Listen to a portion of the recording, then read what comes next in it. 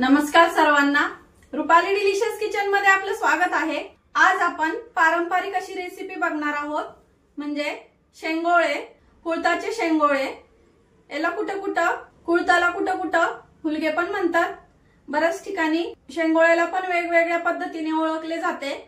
तर मग चला अशी पारंपरिक पद्धतीची रेसिपी आपण बघूया, साहित्य बघूया आणि रेसिपीला सुरुवात करूया। 1 वाटी हुलग्याचं पीठ घेतलंय मी, गिरणीतून एकदम असं बारीक दळून आणायचं आणि चाळून घेतलंय। थोडी जास्तच कोथिंबीर घ्यायची आपल्याला। इथं कोथिंबीरीने खूप छान चव येते शेंगोळ्याला। जिरं, लसूण घेतलंय, यातला थोडासा लसूण आपण ठेचून घेणार आहे। काही फोडणीला घ्यायचा, काही वाटणाला घ्यायचा आहे।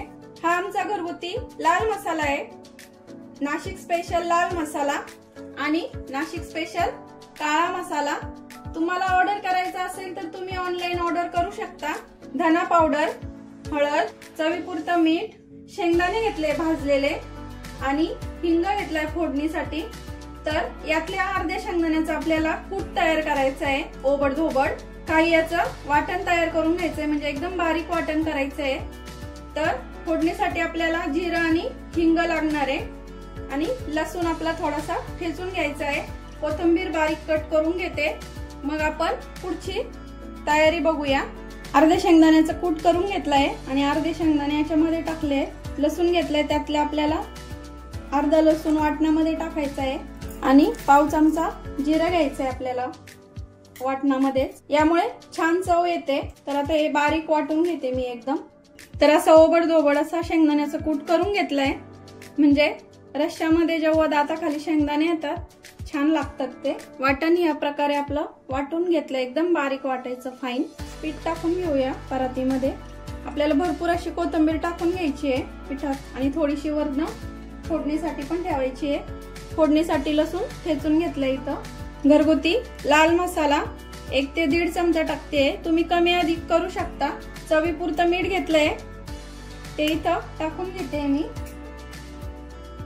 धना पावडर पाव चमचा टाकायची आहे आणि हे बारीक वाटण वाटून घेतलंय ना, हे पण टाकणार आहे। पण आधी आपल्याला थोडंसं यामध्ये तेल टाकून घ्यायचंय। 1 चमचाभर तेल टाकते मी, आपला पोहे खायचा चमचा असतो ना तो। तर हे सुके साहित्य सगळं आपलं मिक्स करून घ्यायचंय, एकदम पिठाला असं बाइंडिंग द्यायचंय पिठाला, एकदम छान होतात। मग छान मिक्स करून घेतलं, हे वाटण वाटून घेतलंय ना, हे टाकून घ्यायचंय। हुलगे दळून आणताना थोडेसे गहू टाकले, त्यामुळे थोडासा छान लागते आणखीन चव। तुम्ही एकदा ट्राय करून बघा हे। आता मिक्सरच्या भांड्यात थोडं थोडं पाणी करून हे पीठ छान असा घट्टसर गोळा मळून घ्यायचा आहे आपल्याला। खूप असा सैलसर नाही मळायचा आहे, भाकरीपेक्षा पण थोडासा घट्ट मळायचा आहे आपल्याला इथं हा गोळा। आता छान गोळा मी मळून घेते इथं। तर ह्या प्रकारे आपल्याला इथं घट्टसर असं गोळा तयार करून घ्यायचा आहे। आता आपण फोडणी देऊया आणि हे 10 मिनिटांसाठी रेस्टला ठेवूया। तेल गरम करायला ठेवलंय, 2 ते 3 चमचे तेल टाकून घेतलंय आपल्या इथं। तेल गरम झालं की पाव चमचा जिरं टाकून घ्यायचंय। जिरं छान फुलायला लागलं की लसूण टाकायचा। लसूण छान परतून घ्यायचंय लाल रंगावरती। लसूण टाकला की 5 ते 10 सेकंदात आपल्याला इथं हिंग पण टाकून घ्यायचा आहे। लसूण थोडासा लाल रंगावरती आला की गॅस एकदम पूर्ण कमी करायचा। लाल मसाला टाकते अर्धा चमचा, धना पाव चमचालाही कमी, हळद पाव चमचा। आता मसाले छान 10 सेकंदासाठी आपल्याला इथं परतून घ्यायचे आणि पाणी टाकून घ्यायचं आहे। आणि शेंगोळे शिजण्यासाठी आपल्याला भरपूर पाणी लागतं, त्यामुळे भरपूर पाणी टाकायचं। चवीपुरतं मीठ, म्हणजे रश्श्याला जे लागतं ना तेवढंच टाकायचं इथं, कारण आपण कुळथाचं पीठ मळताना पण आपण मीठ टाकलेलं आहे। आणि इथंच आपल्याला शेंगदाण्याचं कूट टाकून घ्यायचं आहे आणि आता भरपूर असं पाणी टाकायचंय। मी 4 ते 5 ग्लास टाकणार आहे पाणी इथं। तुम्हाला किती रस्सा हवा आहे त्यानुसार तुम्ही पाणी वाढून घ्या। भरपूर असं पाणी टाकून घेतलंय आता आणि गॅस कमीच ठेवलाय आपल्याला, कारण शेंगोळे वळण्यासाठी थोडासा वेळ लागेल आणि सगळ्यात छोटीशी कोथिंबीर टाकायची आहे। आता आपण शेंगोळे वळून घेऊया। त्यासाठी मी थोडंसं पीठ घेतलंय, म्हणजे कुळथाचंच पीठ घेतलंय हुलग्याचं। थोडीशी पिठी हाताला चिटकू नये म्हणून पीठ। एकदम पारंपरिक पद्धतीची रेसिपी आहे, एकदम पौष्टिक आहे, तर तुम्ही नक्की ट्राय करा। तर आता आपल्याला असं पोळपाटावरती एकदम बारीक वळून घ्यायचे हे असे एकदम बारीक बारीक वळायचे म्हणजे पटकन शिजतात। तर या प्रकारे आपल्याला सर्व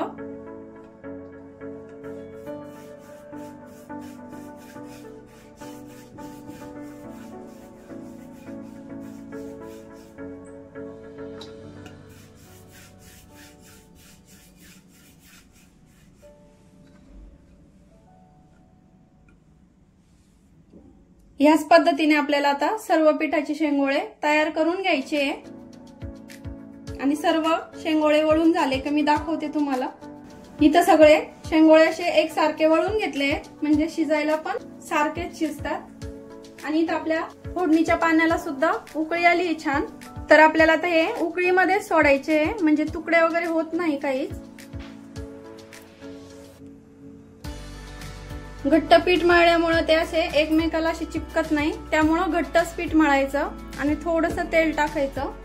आपण इथं थोडंसं पिठाचा गोळा ठेवलाय तो आपल्याला इथं पाणी टाकून त्याची अशी स्लरी तयार करायची आहे आणि शेंगोळे शिजत शिजत आले की आपल्याला त्याच्यामध्ये ती स्लरी टाकून द्यायची आहे। तर हे पिठाची अशी पातळ एकदम आपल्याला स्लरी तयार करायची आहे। एकदम दाखवते मी आता तयार झाली का। तर अशी स्लरी तयार करून घेतली आहे। आपले हे अर्धे असे शिजले आहेत त्यामध्ये आपण आता टाकून घेऊया आणि शिजताना खूप जास्त आपल्याला हे मिक्स करत नाही राहायचं म्हणजे खूप जास्त तुकडे होतात। आणि हे स्लरी टाकण्यामागचं कारण म्हणजे रश्श्याला असा दाटसरपणा येतो बघू शकता आणि शिजल्यावर अजून जास्त दाटसरपणा येणार याला। अजून थोडंसं पाणी टाकते मी। असे छान मऊ एकदम शिजून घ्यायचे आपल्याला। हलक्या हातानेच आपल्याला हे हलवायचे आहेत। जसजसे शेंगोळे शिजतील तसतसा असं दाटसरपणा येणार आपल्या रश्श्याला। तर आपले शेंगोळे इथं शिजून तयार आहे। तर बघू शकता असं हाताला चिपकत नाही अजिबात तोडला म्हणजे। आणि रस्सा पण बघू शकता असा घट्टसर झालाय। तुम्ही हा रस्सा एकदम असा सर्दी खोकला वगैरे काही झालं तर यानी सर्दी खोकला पण कमी होतो आणि खूप पौष्टिक असतो। हे सूप म्हणूनही पिऊ शकता तुम्ही थंडीमध्ये पावसाळ्यामध्ये। तर बघू शकता किती छान झालेत आपले कुळथाचे शेंगोळे। नाशिक जिल्ह्यामध्ये जिलेबी पण म्हणतात त्याला आणि नाशिक जिल्ह्यामध्ये भाकरी सोबत खाल्लं जातं हे। तर मी इथं एक छान भाकरी पण टाकून घेतली आहे। तर हुलग्याच्या शेंगोळ्याची आपली पौष्टिक रेसिपी तुम्हाला कशी वाटली कमेंट मध्ये नक्की सांगा। रेसिपी आवडली असेल तर लाईक शेअर सबस्क्राईब करायला विसरू नका। रेसिपी नक्की ट्राय करा कारण घरचं जेवण हे खरंच स्वादिष्ट असतं। अशाच नवीन छान छान रेसिपींसोबत पुन्हा भेटूया। तोपर्यंत बाय बाय।